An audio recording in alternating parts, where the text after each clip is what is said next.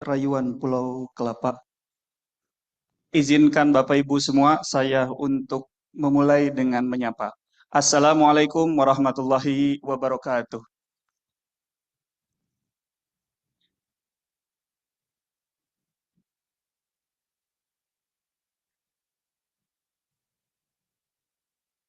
Okay. Good afternoon, everyone. Welcome to our 47th lunch talk of Faculty of Education.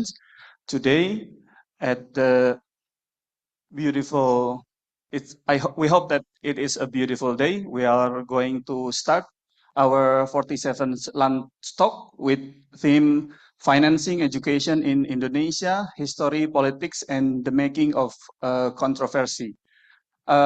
Today, uh, the lunch talk will be featuring with Pak Budi Waluyo, PhD, and I think Pak Budi is already in the building.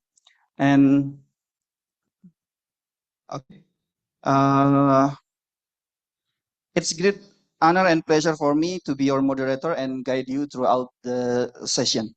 Uh, I would like to extend a special welcome to the head of master program in education, Bu Tati Latifah PhD, and also Pak Bambang Sumintono PhD as the head of the doctoral program. Also, our lecturers, Bu Vivi, Pak Lukman, and all fellow student, and also the scholar in resident, Pak Budi, and also Pak Taufik. Welcome to the 47 Lunch Talk Faculty of Education. Today,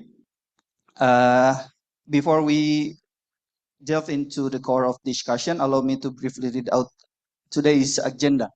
There are several agenda today. We will have the opening remarks, and that will be from Ibu Tati and also the main session and from Pak Budi.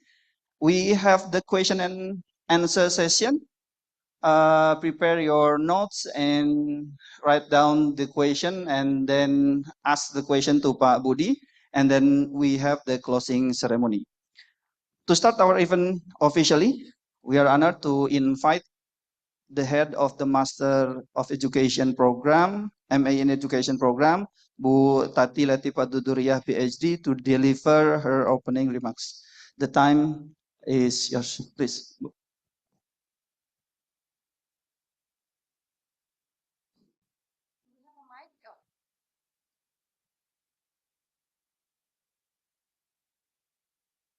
Oh. Oh.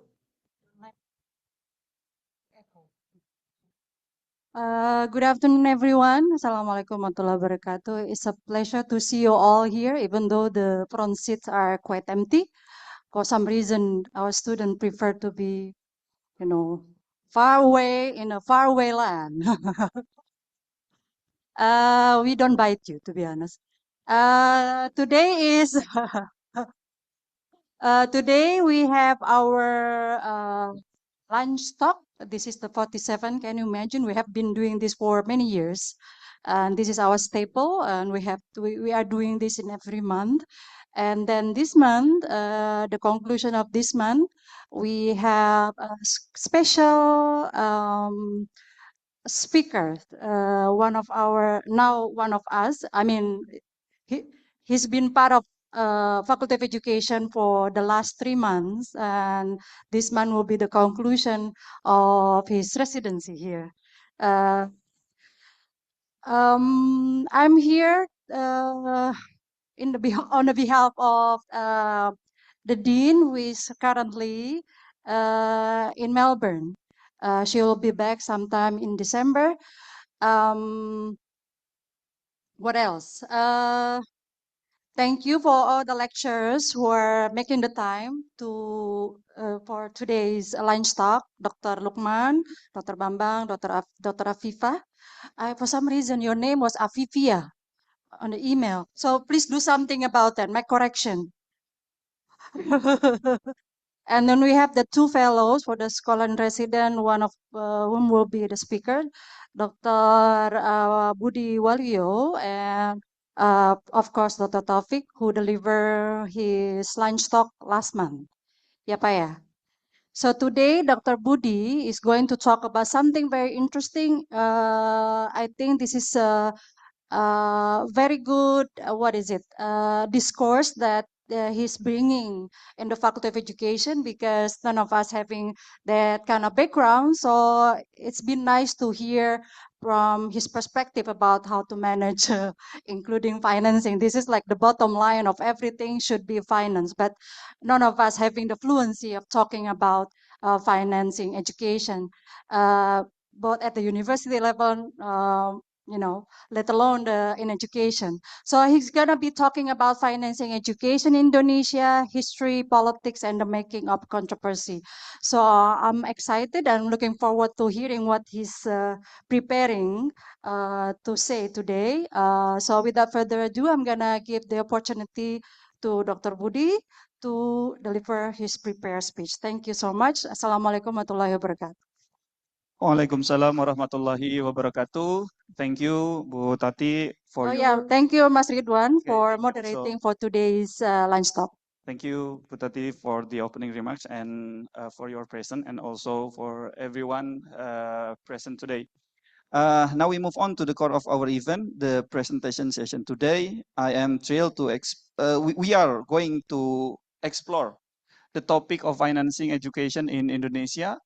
We love talk about money, so this is related to money, but it's not our money. And then combining with the history, politics, and the making of the controversy. Everyone also love when it comes to controversy.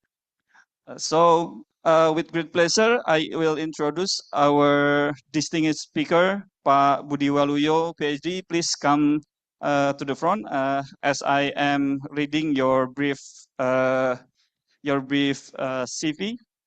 Pak Budi Waluyo, ladies and gentlemen, please welcome Pak Budi Waluyo, PhD, former Deputy Director of STAN Polytechnic. He is an associate professor at the Polytechnic of State Finance, or STAN, a special purpose university under Indonesia Ministry of Finance. He earned his PhD from the University of Leicester, United Kingdom, with a thesis styled Management by Accounting and Ethnography of Agentsification. His research bridged public management, accounting, and finance, focusing on the dynamic of semi-autonomous agency or Badan Layanan Umum and autonomous university or perguruan tinggi negeri berbadan hukum PTNBH, such as our university. Financial governance and the role of accounting in society. His work also interrogate how accounting and finance mediate autonomy and control in the public sector, particularly in higher education and healthcare context. Without further ado, I give the time to Pak Budi. Pak Budi, the time is yours, please.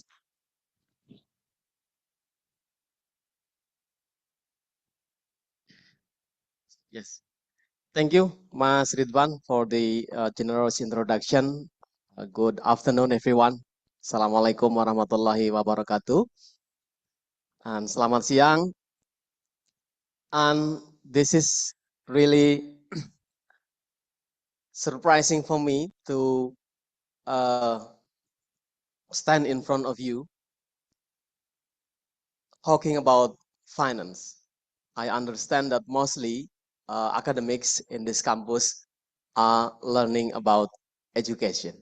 So this is the other side of education that we need to consider. But I'm not gonna talk about how to calculate the finance or financial calculation. Yeah, normally I teach financial management in my campus, but for today it's just a talk, and it is expected to give you some new ideas on how finance plays a role in education sector. But before moving to the core content of this talk, today is our special day, I think.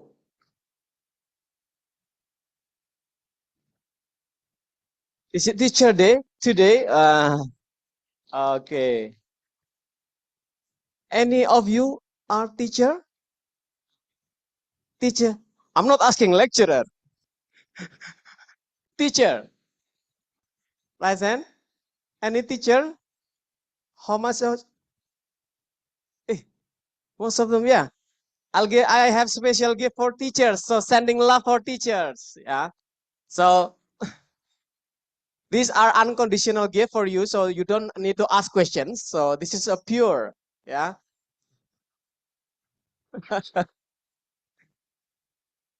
I don't know how we did distinguish between teacher and lecturer, but do we have any lecturer day? No. Why then? Yeah. The faculty of education should initiate the lecturer day. Yeah. So then we will have a similar celebration day like teachers. Okay. Yeah. Anyway, why do I love a teacher most? Because my mom was a teacher. Yeah. My mom is a teacher in kindergarten. Yeah. She was teaching for nearly 45 years. She was last year completed the GT. Yeah. So I was her student in kindergarten. Yeah. Even I know have become a PhD, she was only got the undergraduate degree for a teacher in kindergarten. Yeah, but almost all the youngsters in my village will uh, know my mother, because my mother in my village there is only one kindergarten. Yeah, it's delivered by my mom. Okay, so it is a good start to talk about education related to finance. And today we are celebrating the Teachers' Day. Okay, let's make a start. I have 4 parts for this talk. The first one about the history. It's just a little bit uh, recent history, and then politics of budgeting, and then the controversy of uh, budget for education, and the last part, how we can reflect this to our campus situation. So the first part, can you guess which part of education or pesantren or school are these pictures?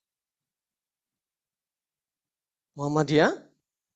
Yeah, which pondok pesantren?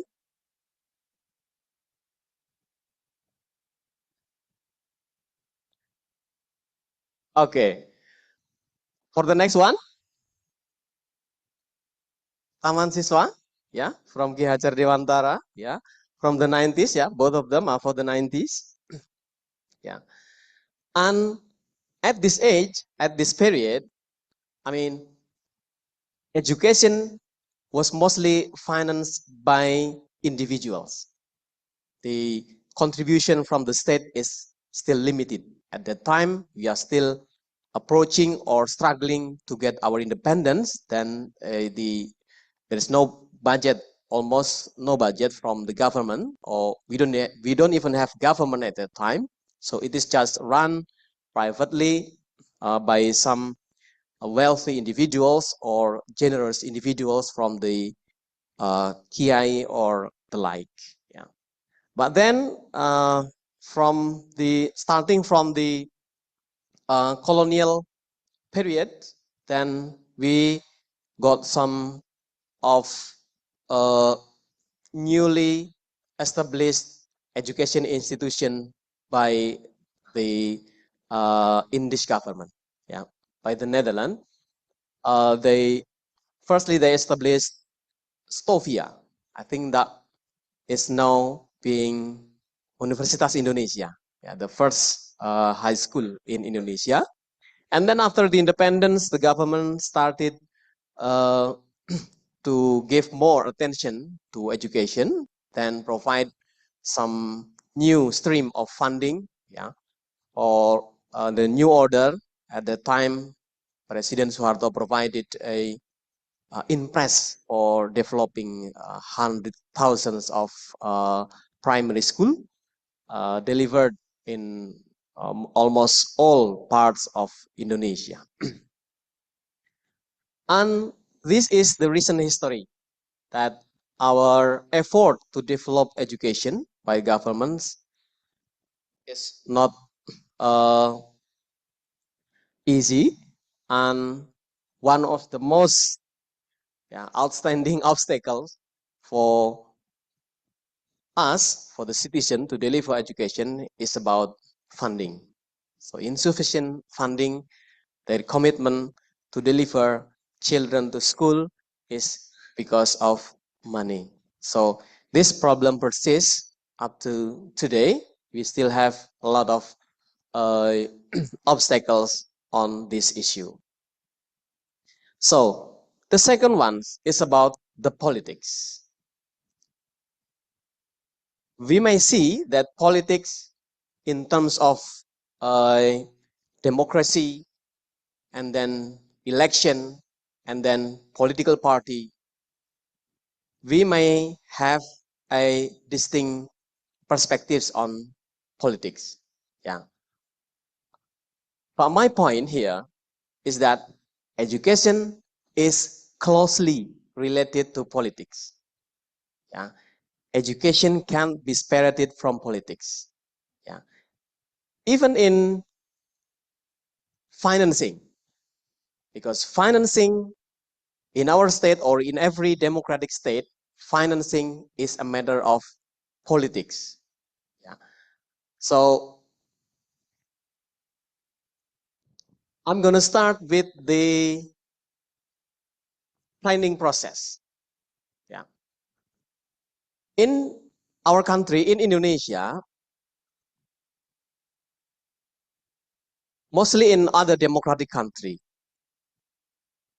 every budgeting, when we propose a budget, must be started by planning. So there is no budgeting without planning.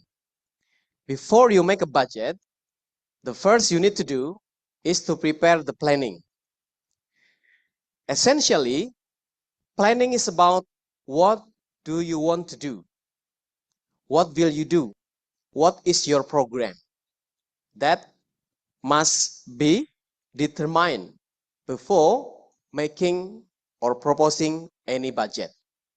So if you propose a budget without proper planning, your budget will suck. That will be mostly rejected by the government.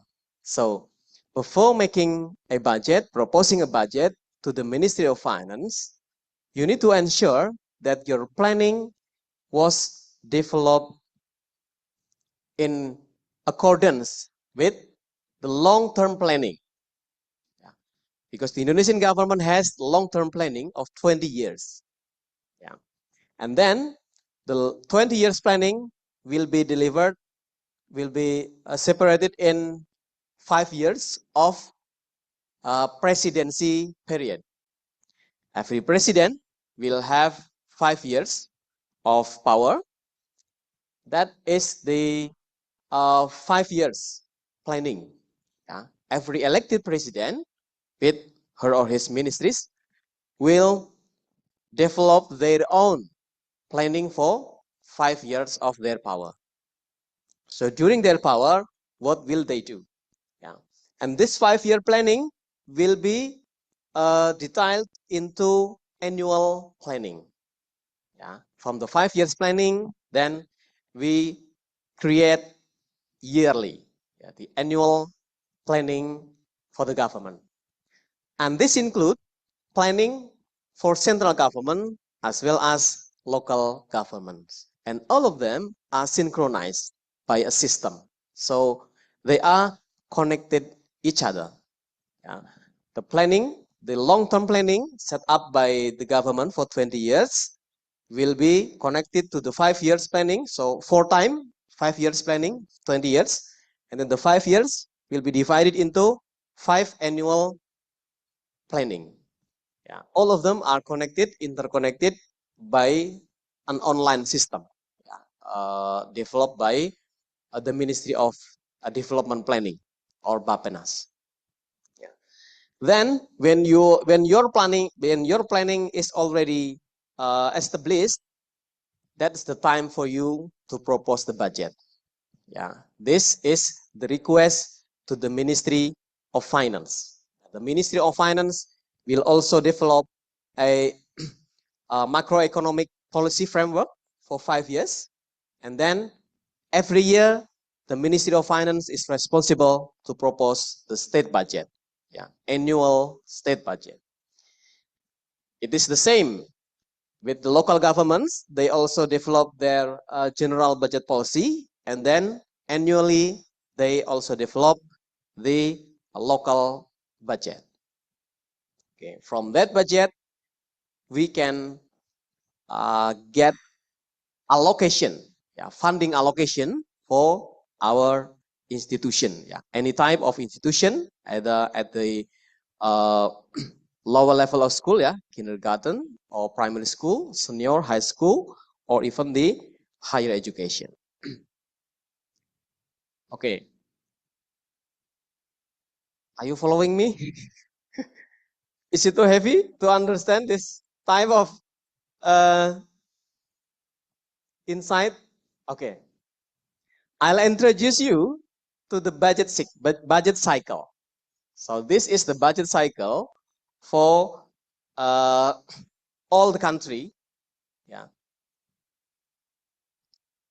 proposing budget or preparing budget takes 1 year. Okay, so if you are enjoying budget this year, that was an effort of last year. Yeah, during this year 2025, starting from January, we have been preparing for budget for the next year. So starting from January 2025, we are preparing budget for 2026.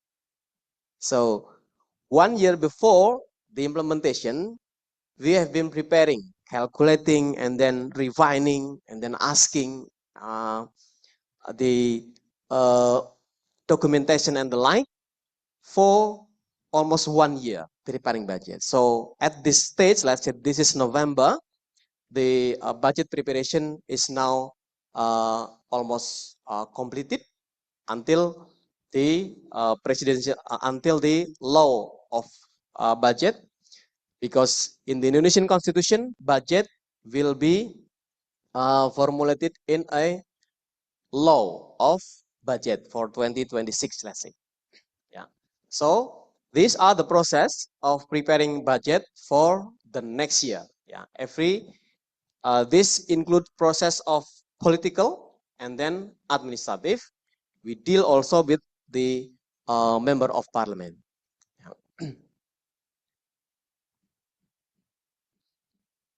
Yeah. This is the political process of the state budget. That's why I said that budget is always politics. Yeah.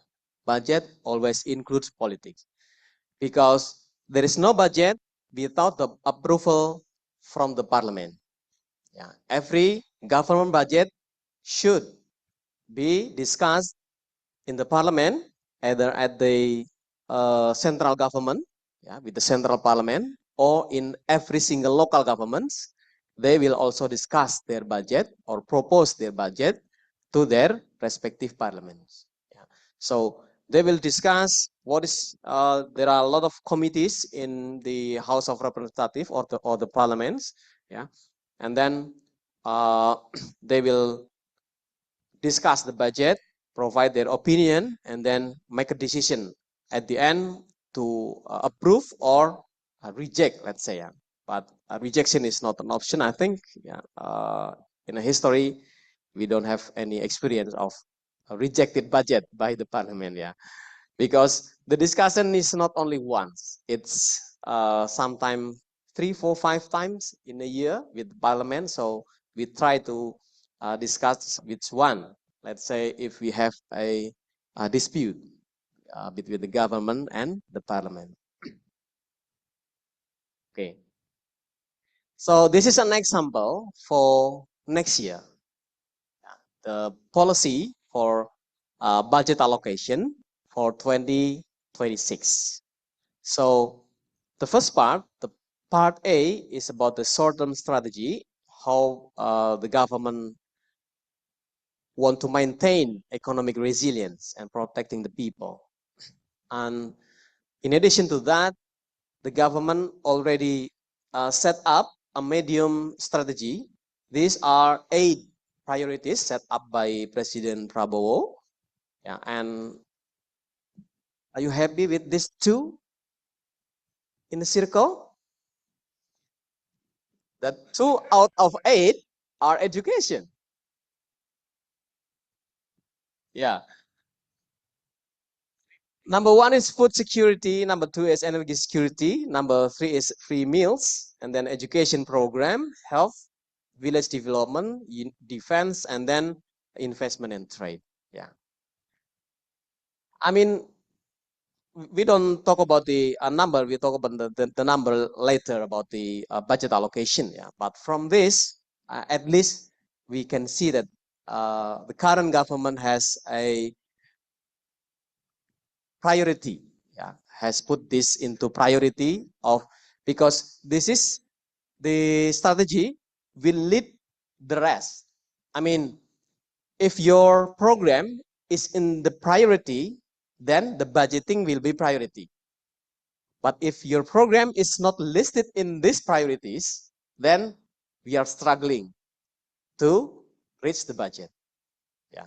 So at least this is one of the positive signal that the government provide a special attention to these 2 programs related to education. I will discuss later about number 3 in the controversy. Okay. And this is actually a standard message from the Ministry of Finance, wherever we deliver a talk, then we need to introduce fiscal rules. Yeah, fiscal rules by the government, that the government needs to discipline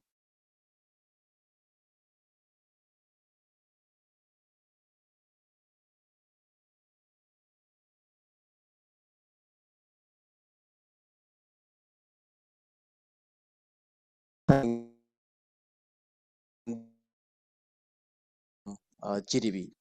And we have also mandatory spending that 20% of the state budget must be allocated from education. This is also another privilege for education sector, that the government already provide a budget at minimum of 20%. Yeah. And these are 2 figures about deficit and debt, how the government tried to maintain the upper limit of the deficit. So mostly in the last 20 years, the government had maintained all the deficits below 3%, yeah, except from the period of COVID-19.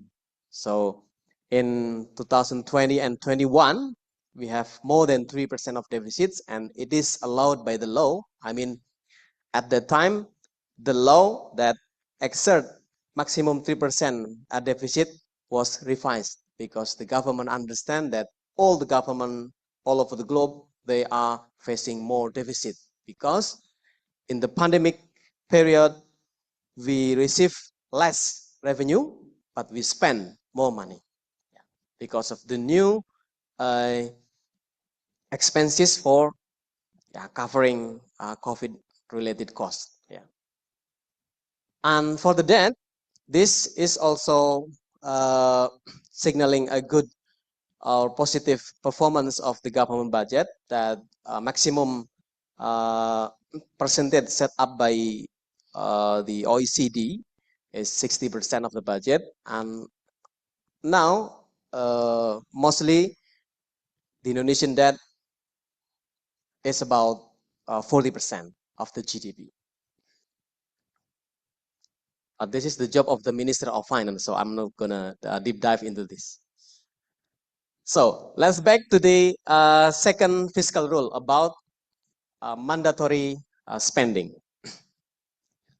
Mandatory spending means that this is the obligation by the law. The only mandatory spending set up by the Constitution is about budget allocation for education. Yeah, the highest law in Indonesia is the Constitution. This is above the law. This is only one. Yeah, the law of the Constitution 1945, and it was lastly amended in 2002, the Fourth Amendment. Yeah, and one of the amendment of the Constitution in 2002, we have a new regulation or new mandate that the government should allocate at least 20% for education. Yeah. After this amendment, then of course a law will be exerted until a lower regulation is released. Yeah. After this, in this amendment, then in 2003 we have a law on national education system, which mandates the same, that 20% of the state budget and local government budget will be allocated to education budget, and this doesn't include salaries and in-service training. This is the definition by law in 2003. Yeah, but this is the history, the chronicle of the politics. Yeah, we have already set up, the government or the Constitution already mandate 20% for education, but then in 2004, nothing. 2005, we still have only 8%. Yeah, 2006, only 9%. 2007, only 11%. That's why this leads into dispute between the government and the public. Yeah, how much you really allocate the budget for education. Yeah, so this dispute then ended up in a case in the Constitution Court. Yeah. Long story short, the Constitutional Court said that yes, if the government allocated less than 20%, then the budget law unconstitutional. Yeah. So we can see from this, after this Constitutional Court case, the government allocates 20%. So it took 7 years. Yeah, from 2002, the mandate from the Constitution, and then it is only in 2009 the government started allocating 20% for education.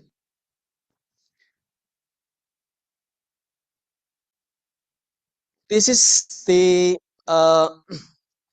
number of education budget in trillion rupiah for the last 10 or 12 years. Yeah. It is increasing years after years because the 20% limit is counted from the expenditure. Yeah. Annual state budget must be increasing, yeah, every year. There is no case that we propose a lower budget for the next year. Our budget always higher and higher. That's why budget for education will follow this government expenditure. So that's why the number is always increasing. Yeah, for the next year is 757 trillion rupiah because our state budget reaches 3,600 trillion rupiah. But you know, if you compare this with, yes.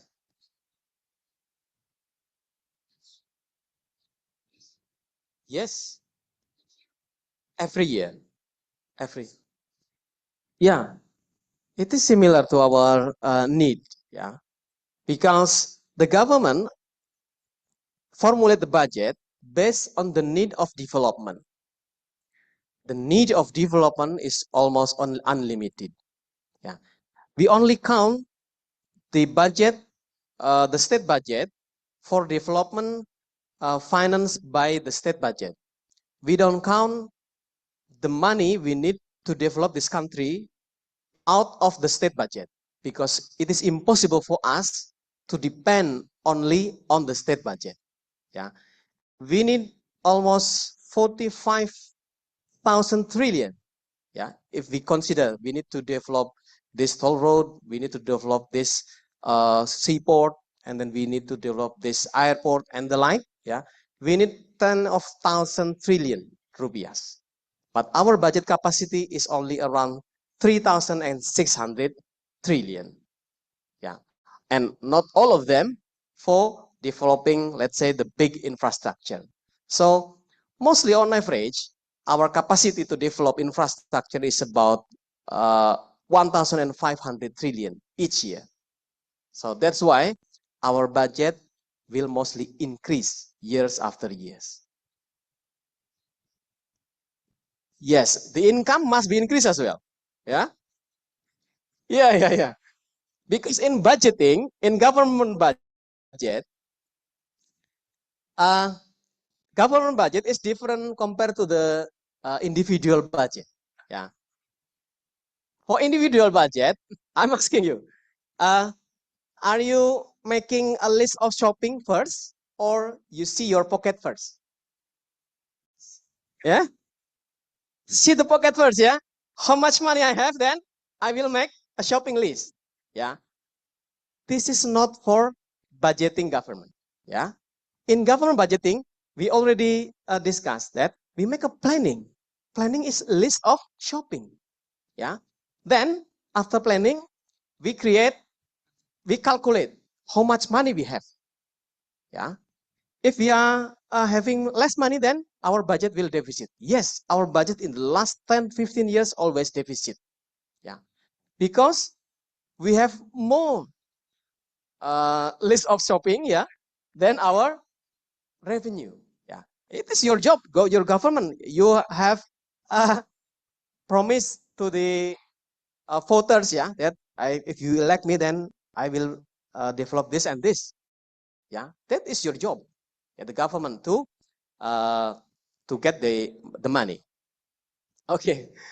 Yeah. So this is when we combine to the other countries, then yeah, we have 20% is good enough, the commitment of the government. Yeah, but we can see that the other government might have a different priority. Yeah, but we don't know the internal condition of each country. They may have a different condition.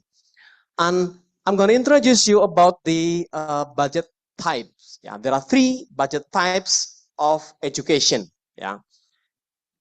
This is to answer the question, 20% of the budget, where do this go? Yeah. So 20% of the budget is divided into almost 1/3 is for the central government. Central government means the Ministry of Education, Higher Education, or Primary Education, or the Ministry of Religious Affairs.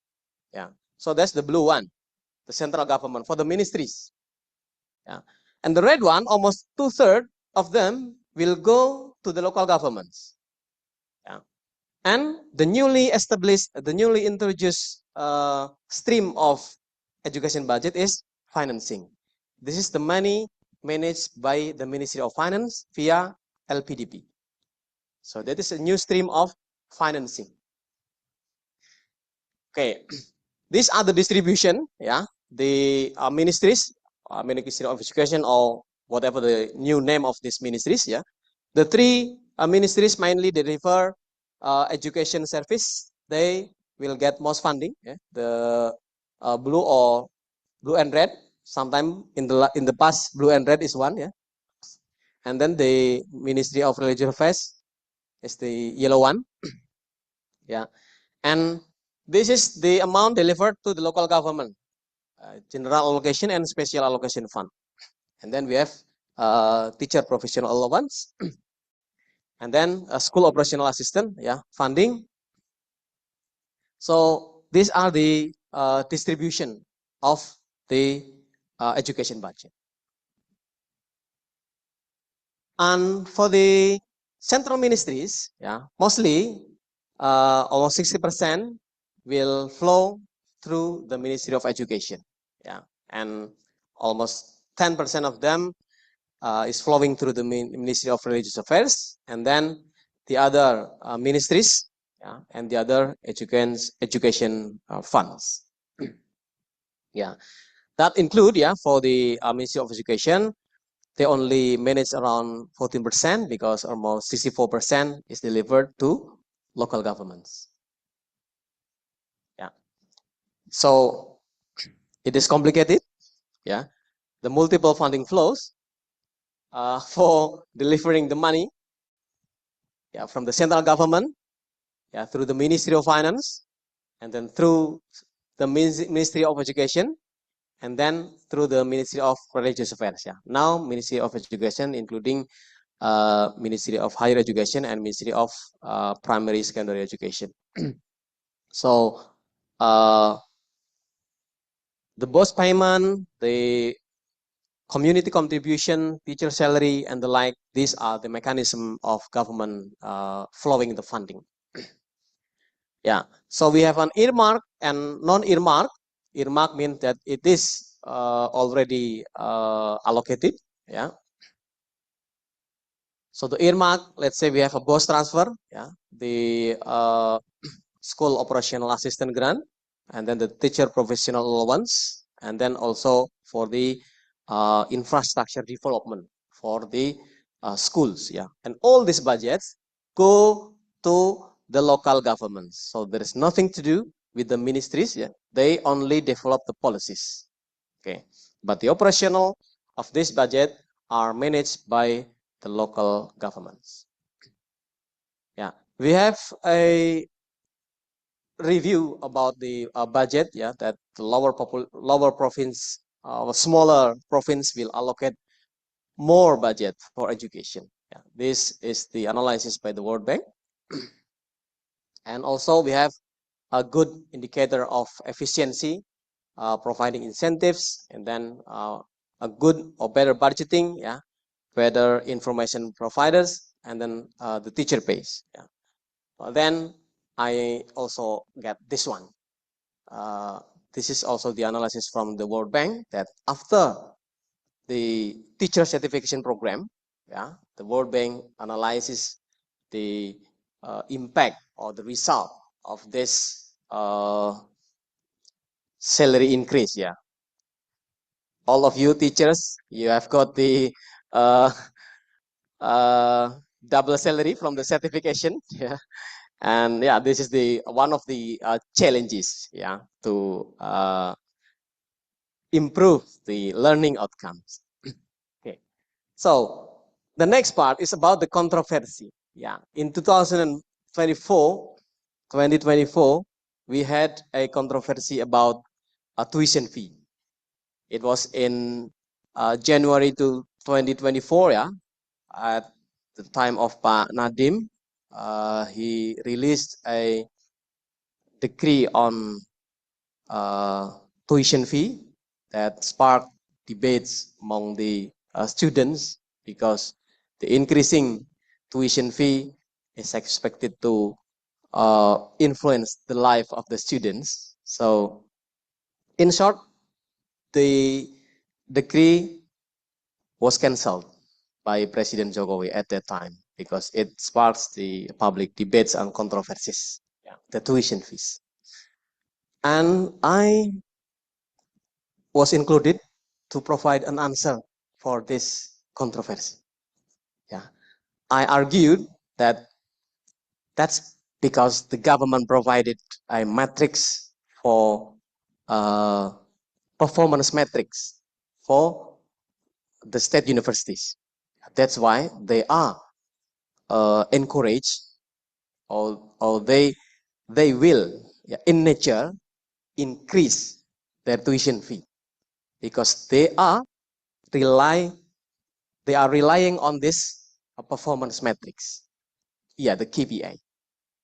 Yeah, I argue that KPI is part of the accounting metrics. Okay, and 1 year later, the controversy is about budget cuts. Yeah, when the government, the new government, yeah, the newly elected government exerted an efficiency program by cutting almost all government spending, including for education. Yeah, that's why this sparked a public debates. Even the newly appointed minister was reshuffled. Yeah, only 3 months, 3 months or 2 months, ya Pak ya. And he was replaced by the new minister of higher education. Yeah, because of this.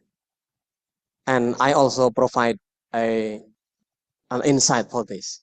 The budget cut for state universities. Yeah, it is not easy. It is a challenging time for state universities at the time of budget cuts. We have been through this year, 2025, we have less budget than 2024. Yeah. Okay. And this is a new controversy. Yeah. I don't need to explain this picture. Yeah. Because I also don't have any opinion about this. Yeah. I'm still thinking how to write this in the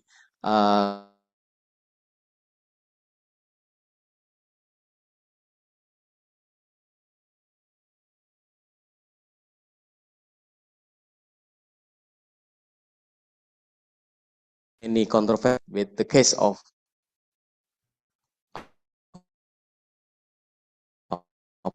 poisonous food, which is the case and the line. The last part. The last part.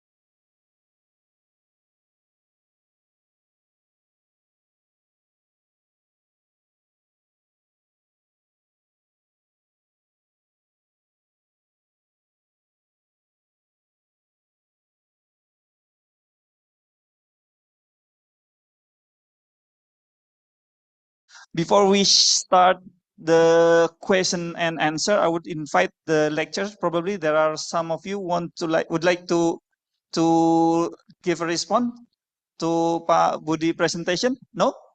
Okay, please, Pak.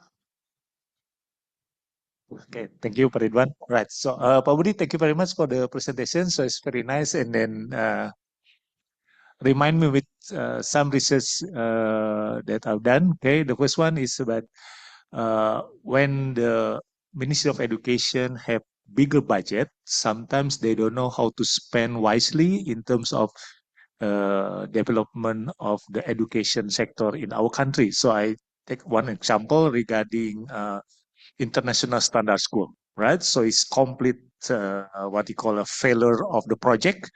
Already spent 1 trillion rupiah, and then there is no result at all until Constitutional Court saying that it is unconstitutional, right? So that's one note. Okay, another one is that 2 weeks ago I doing data collection in West Sumatra, and then discussed with one of the head of local education office, Dinas Pendidikan, and then he's off the record. I'm not mentioning about the district. Okay, he said simply say something like, if we emphasize about the maintenance of schools, we don't have any money.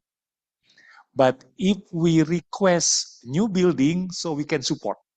So it's saying something that local budget is actually not sustainable in order to improve the situation in the schools in their district.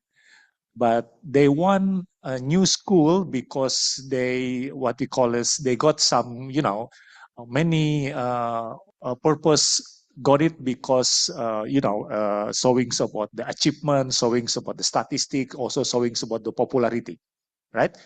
So when you also showing about dana alokasi khusus, dana alokasi umum, I don't think that is part of education budget because we don't know, is it really going to the education or going to the other sectors? And there is a dispute also in the parliament saying something that the government are hiding somewhere in terms of even the education budget is so big, but actually what goes to the student, what goes to the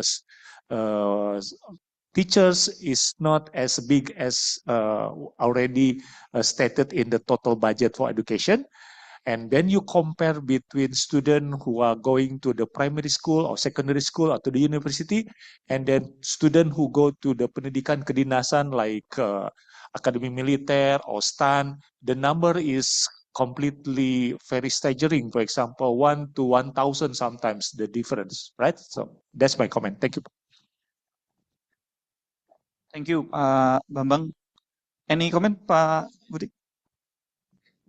Thank you for the question, Pak Bambang. Yes, education budget is always the first priority for the Ministry of Finance in allocating budget, because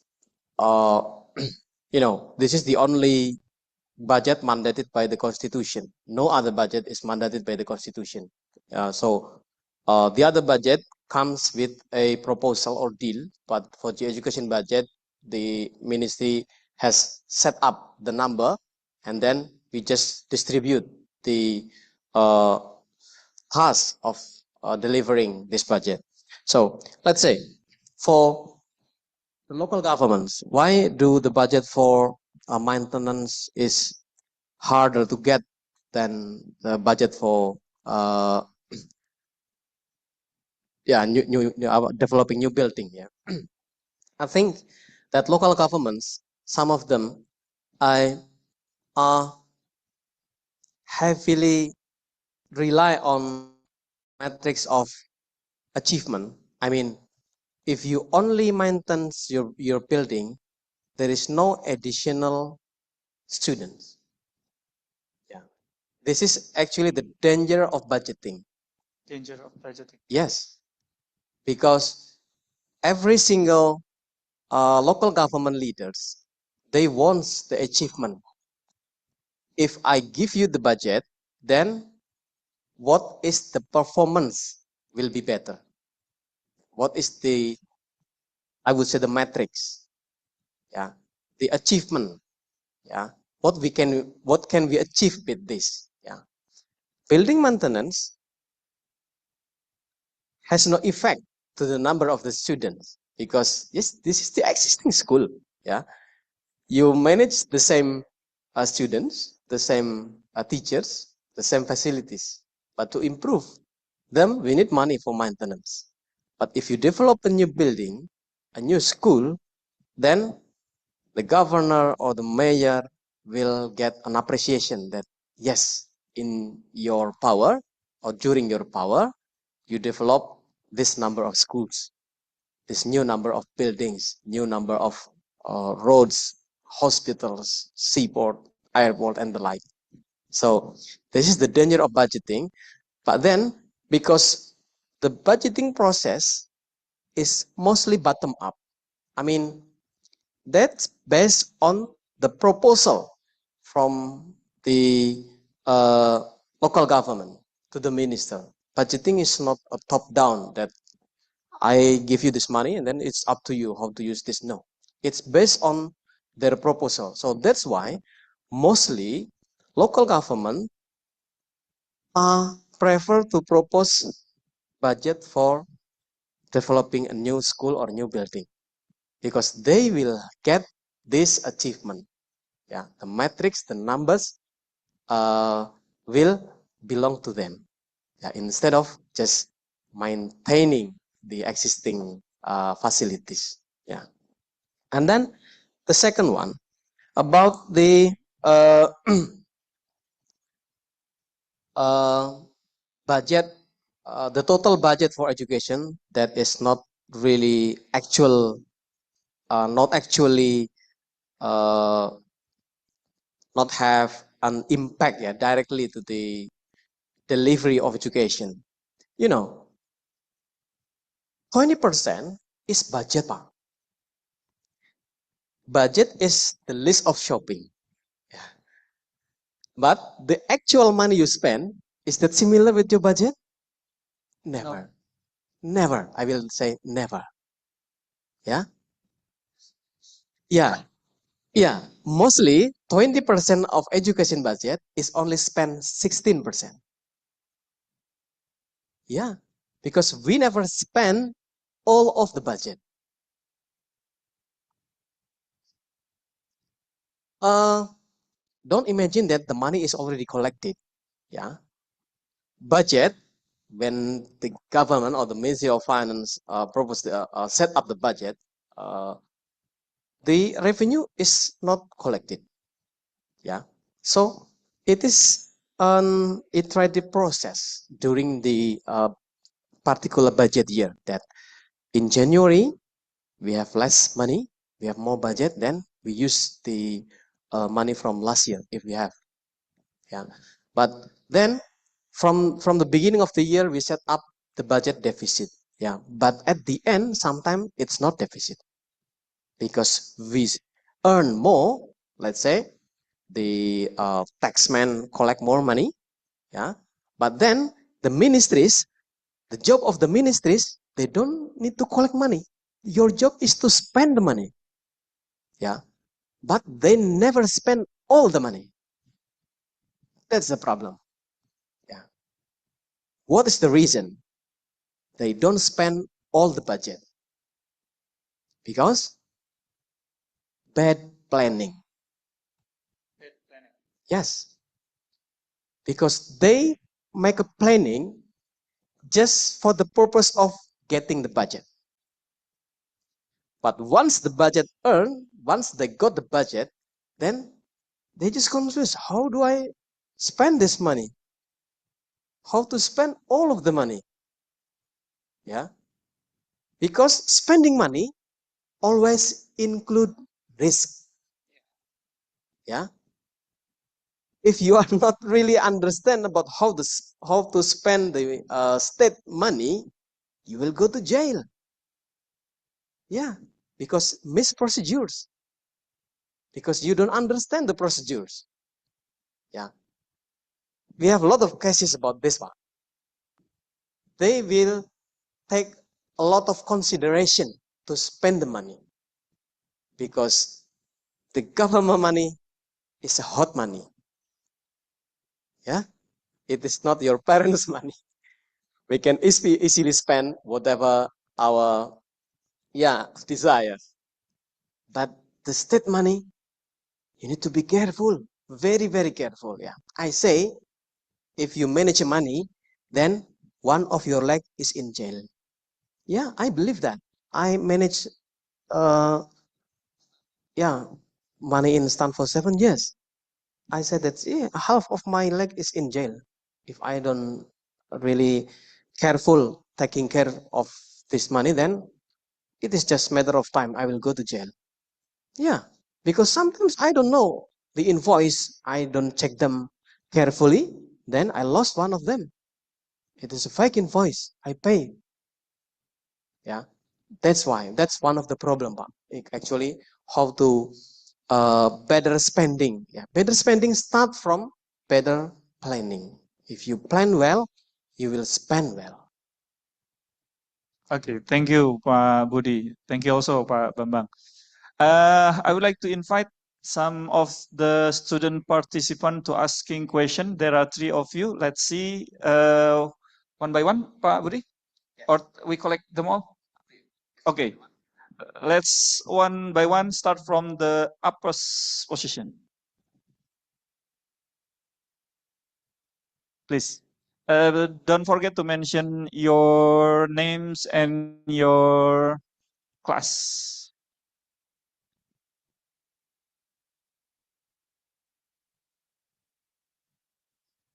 Oh,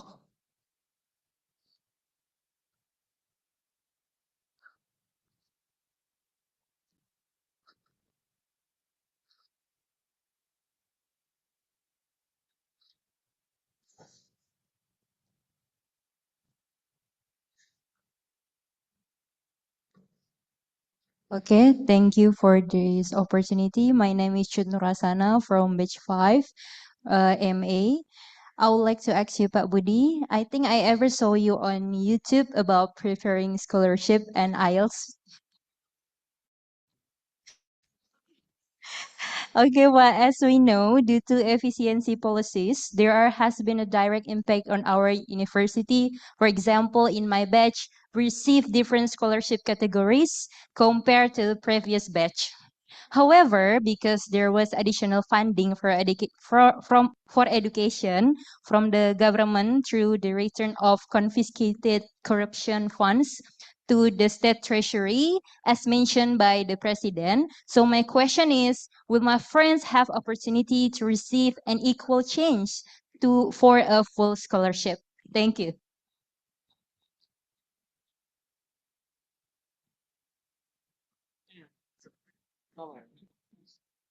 I would say that change is always open. Yeah, change is you will always have a chance. Yeah, a chance to get the full scholarship. Yeah, because you know, I would show this again. Yeah. Is it working or not? Let's try. Some of the government scholarships is funded by the government expenditure, and some of them are funded by the government financing. Yeah, it is different. Yeah. In your case, do you know what is the source of funding for your scholarship?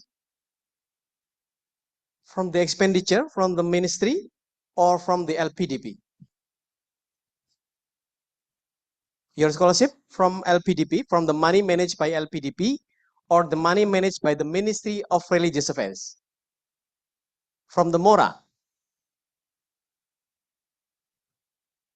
You don't know? Oh, you just earn the money. I don't care about the source of this money. Because this is important for me to answer this question. From the MORA. From the MORA is disaster. Yeah, this is consistent. You can show it.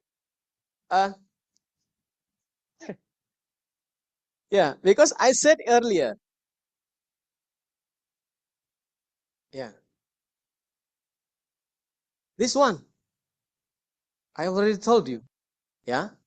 Because if we rely, because Mora goes to the blue one, budget for government expenditure. Yeah. But some of the scholarship are funded by or from the financing budget. And the green one is the money managed by LPDP. Yeah. If your scholarship is from the green one, it is safe. Yeah.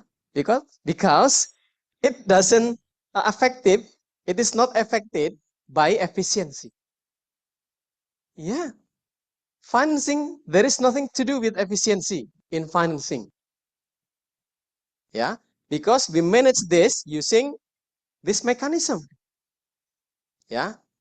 Instead of spending budget annually, the government decided to save the money. From 2010, it was from the Bu Sri Mulyani at that time, we saved 1 trillion rupiahs. Okay. And then sometimes we add 2, 3, 5, 10 trillion, and now we have 154 trillion. Yeah. When we invest this money, 154 trillion, with the rate at let's say 7%, how much the investment result will be? Let's say 5%. If we invest 154 trillion and we got the yield 5%, how much money we will get? 7.5 trillion. Let's say 8 trillion. 8 trillion rupiahs is enough to send hundreds of thousand students pursuing master and PhDs. We don't need the money from the state budget, from the expenditure side. This one is the expenditure side, the blue one. The blue one and the red. The red one is not our territory. The red one is for the local governments. Yeah. So there are two sources of money, two sources of scholarship. And the green one is the sustainable one. Yeah. It is not affected by budget cut, efficiency, crisis, or any deficit. It is stable because we already store, save, reserve this money into our endowment fund. Yeah. But if you rely on the blue one, if your scholarship or your funding comes from this one, yeah, it is affected by any changes in policies, including efficiency. Yeah. But, I think the newly appointed Minister of Finance, he has a new way of thinking about how the government should be run in a way that we need to support the economy by spending more money. Yeah. Although the government spending only contributes 10% to the GDP or to the economy, yeah? Because our economy is 80% rely on the consumption sector. Okay. So if you want our economy to grow, please spend more money. Yeah. The more you spend, the more we grow. Yeah, including you pay later. Yeah. 80% of the Indonesian economy comes from consumption, and only 10% comes from government expenditure. Yeah, but we appreciate that 10% is good enough. Yeah, we need to maximize this 10%. Yeah, Bu.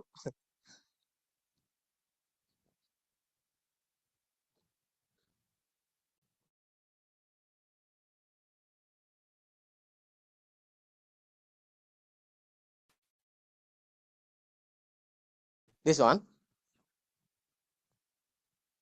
Yes. Yes. Yeah. The LPDP invest this money in low risk investment instruments. Yeah, they put it in time deposit, yeah. But time deposit is small, yeah. The easiest one, yeah. They will put it on the Reksadana, yeah. They have professional investment manager, yeah.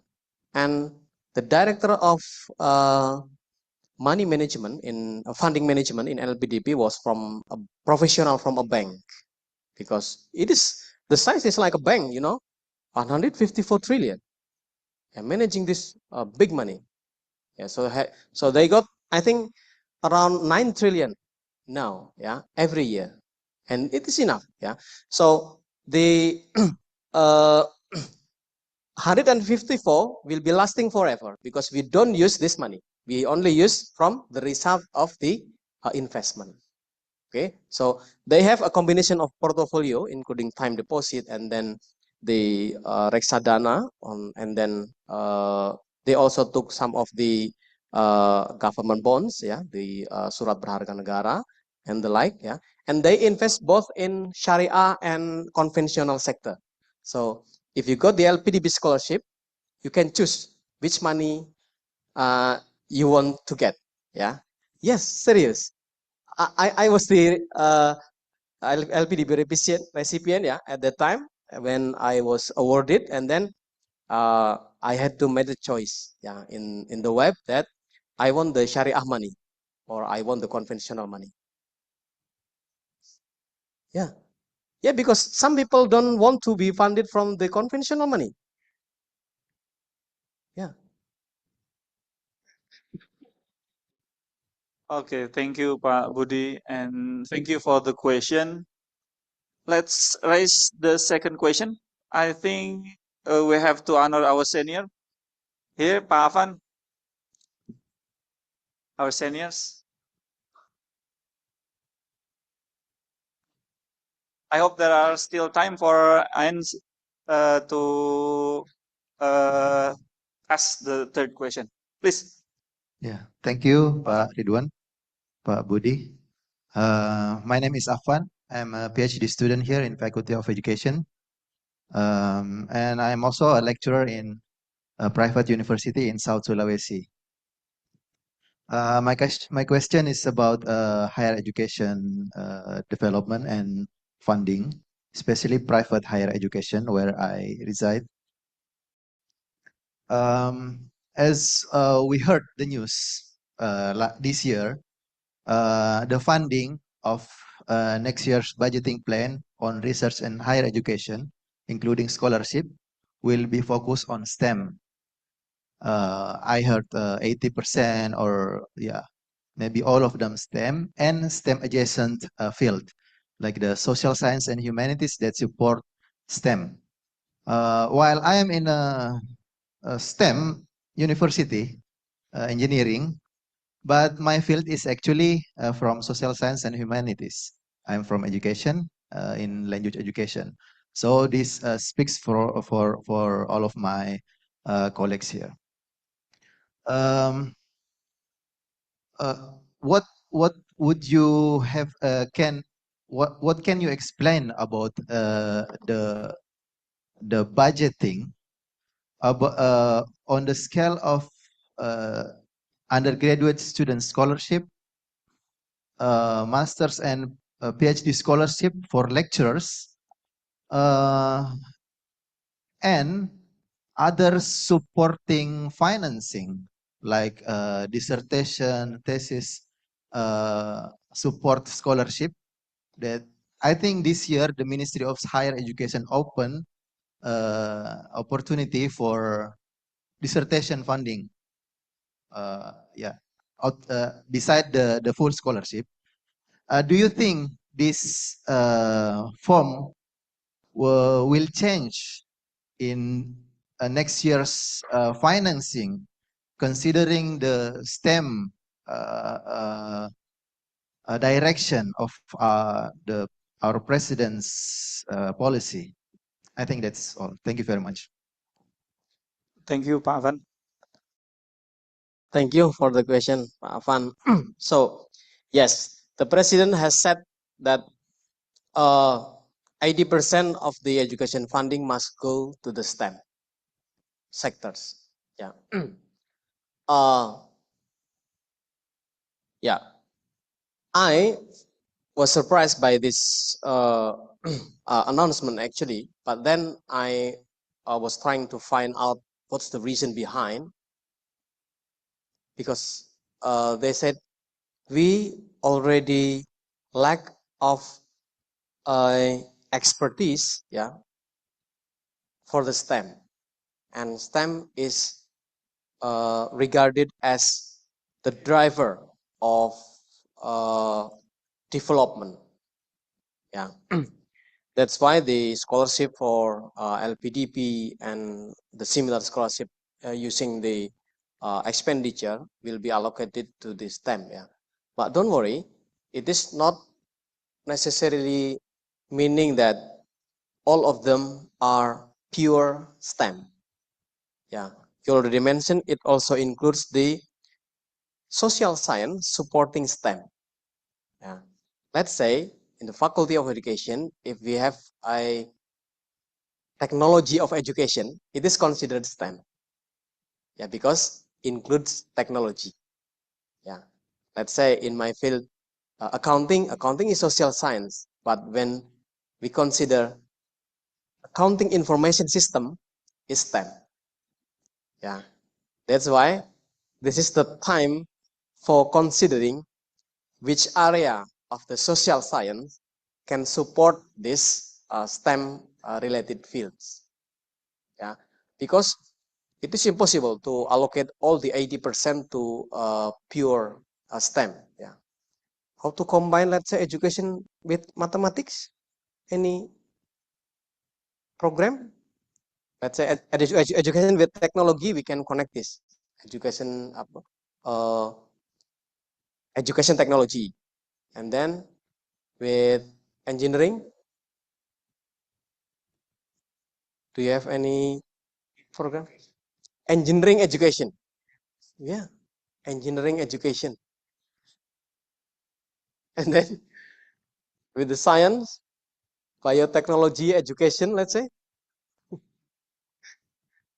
Yeah, that's the way out. Yeah, because yeah, we understand that this is a way of a country to achieve more. Yeah, in terms of science knowledge through developing the knowledge on STEM, but we also need to consider the other fields. Yeah, and the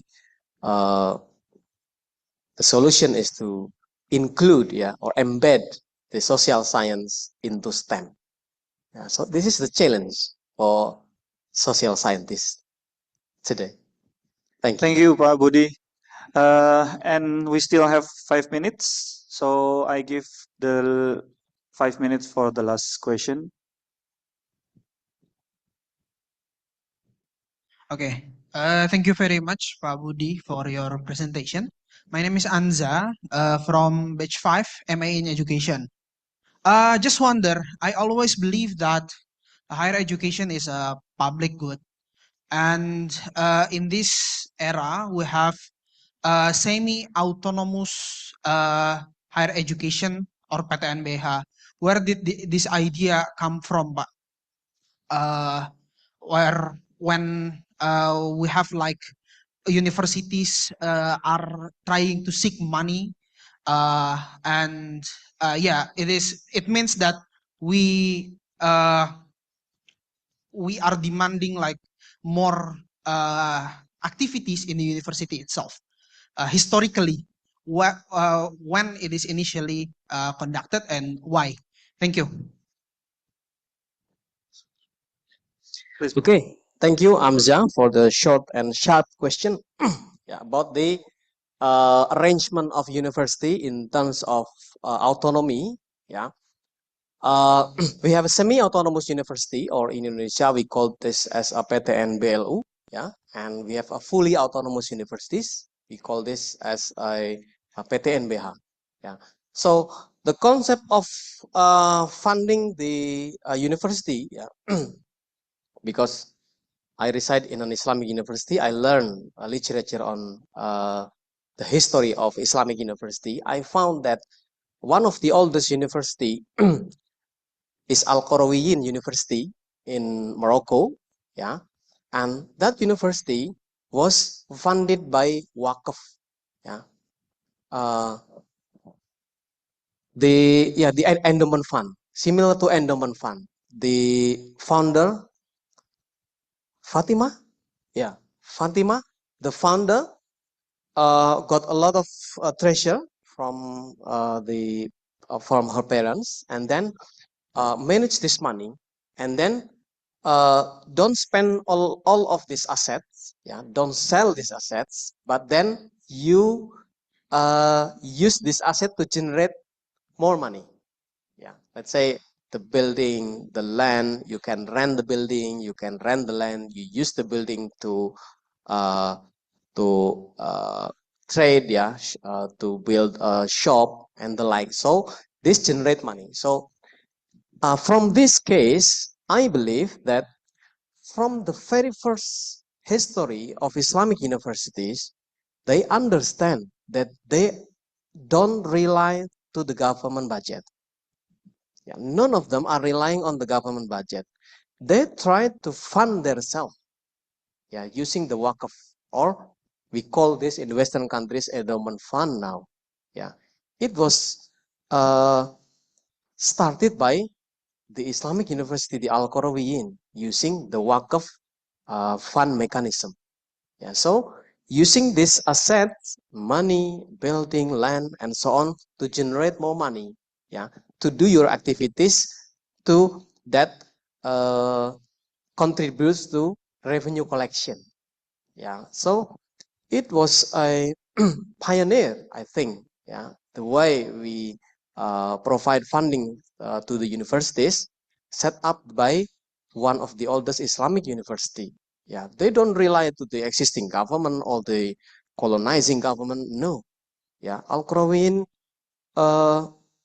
one of the popular alumni is Ibn Khaldun. Is that correct? They generate great ulama using this type of funding mechanism. So they are autonomous. They are not relying from the government budget. They do their own activities to generate money. That's why they are sustained, in terms of funding over the long term for hundreds and thousands of years. Thank you.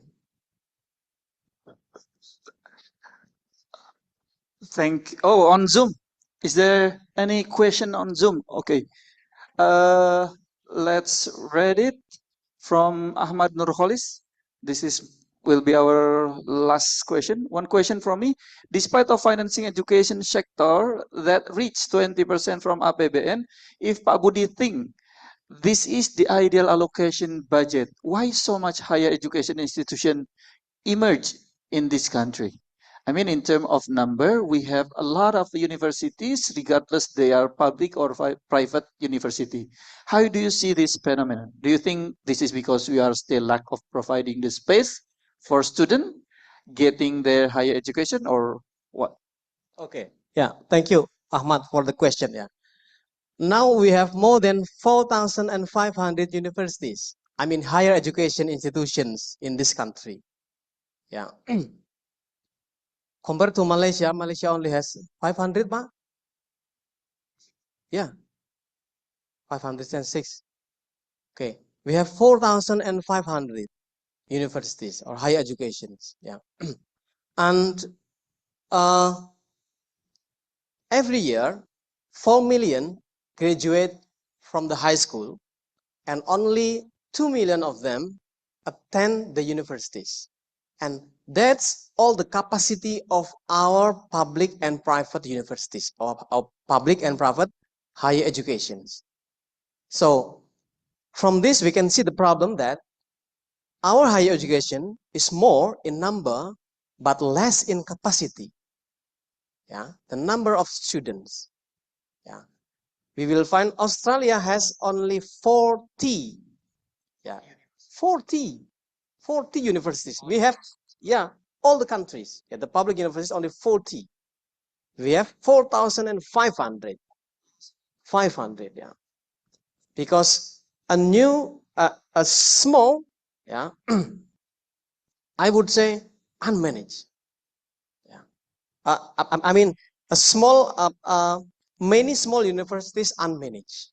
Yeah, compared to let's say Australia, they have a big universities, small number of universities, only 40 of them, but they are really big and powerful. Yeah, I think that's the challenge. But I don't know the solution of this. Should we merge all these private and small universities? I think it's difficult job that no single ministry will take this off. Yeah, it is complicated. Yeah, thank you. Thank you again, Pak Budi, for the answer of our last question.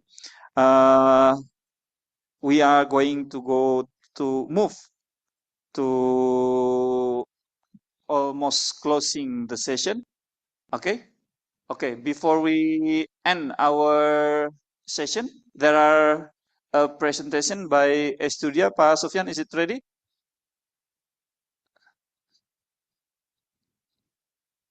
Let's see what our friends of Estudia has prepared. Okay, this is enggak video aja. Let's play it, Pak. The sound. Can you repeat again and play also the sound? It's unheard.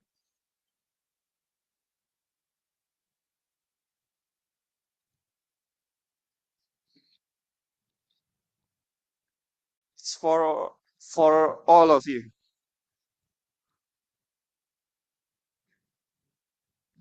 Gimana, Pak? Caranya ya, supaya ada suaranya.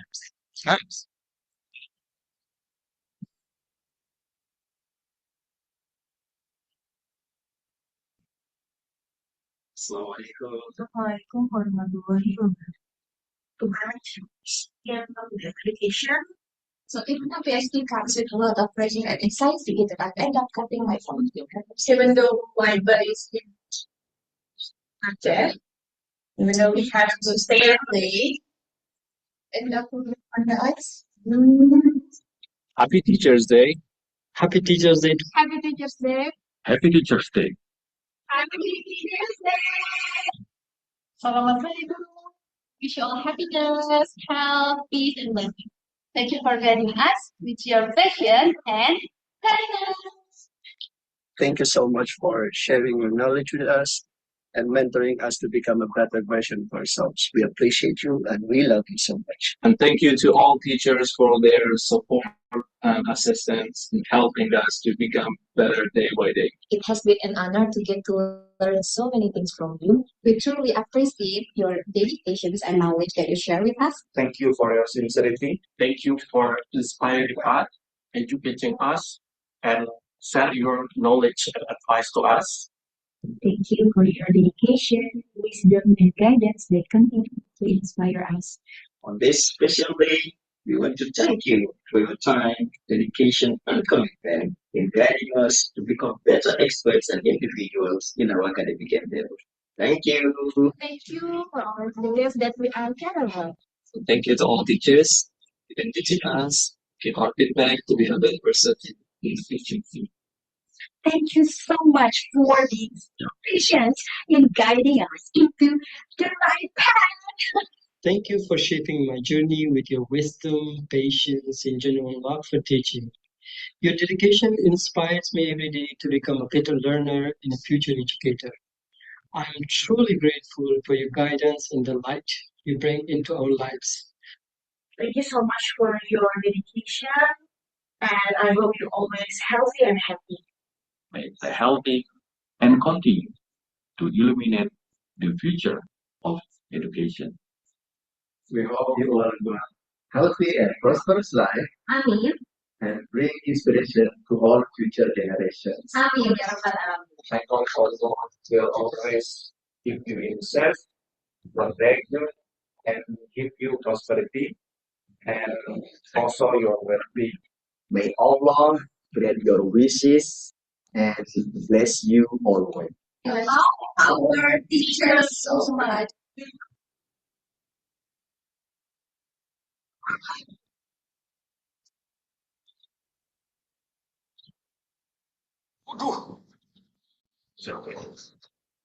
Okay, thank you. Come. Let's come up front.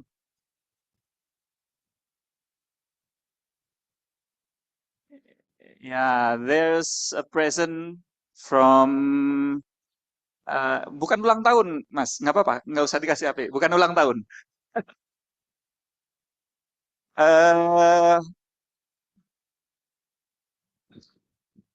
Let's give symbolic present to Bu Tati from our president of Estudia. Please. Bu Tati, please come.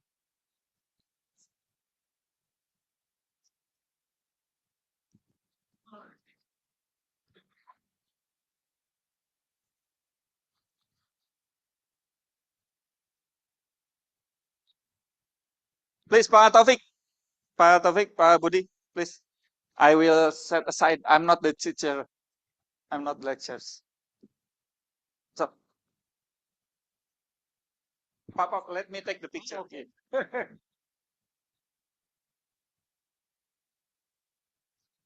Satu, dua, tiga. Bentar. Ini baru masang. Satu, dua, tiga. Happy Teachers Day.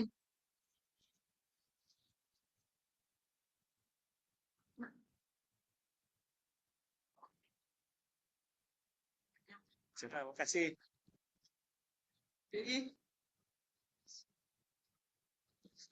We just wanted to say thank you so much. It was like a really good surprise. We didn't really expect that. And then for the fact that you, Pak Budi. Budi actually show us the slide and you didn't even, a bit. Yeah. Thank you. You want to say something, teacher? Yeah. Hi everyone, thank you very much for this beautiful present from you. Thank you very much from bottom of my heart. Sukron kasiron. Okay. Thank you. Teacher as well. Thank you for being such a welcoming community. Dr. Budi. I will always love all the teachers. Okay. Most A grade for all of us. All the straight A student, yeah. Okay. Before we take picture, we have to give the token of appreciation for to Pak Budi. Is there any, Pak Sufyan?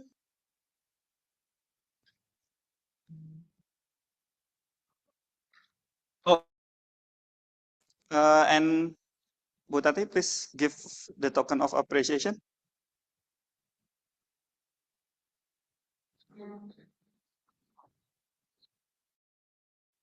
Oh yeah.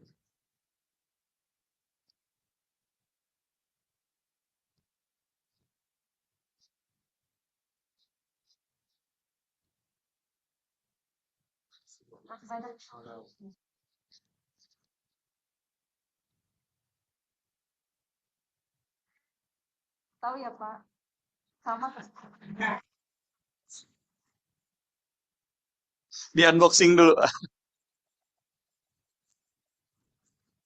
Okay. Thank you, Pak Budi. Let's take a picture. How we please. Oh, everyone. Okay. Pak Budi, please. Sit it.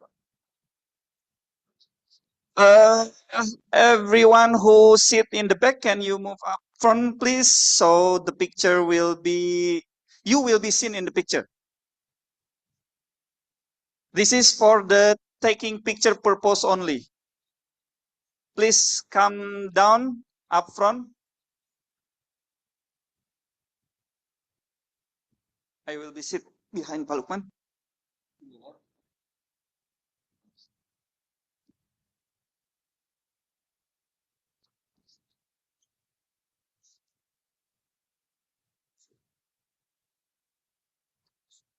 Ayo, ayo, ayo.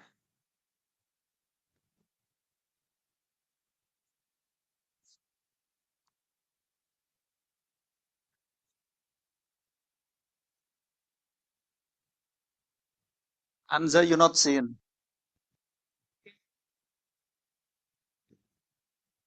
One,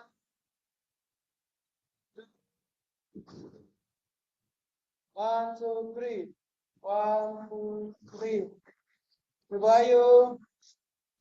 1, 2, 3. Yeah.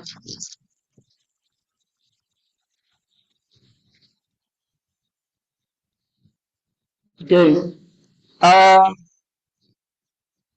To end this session, I will cite pantun.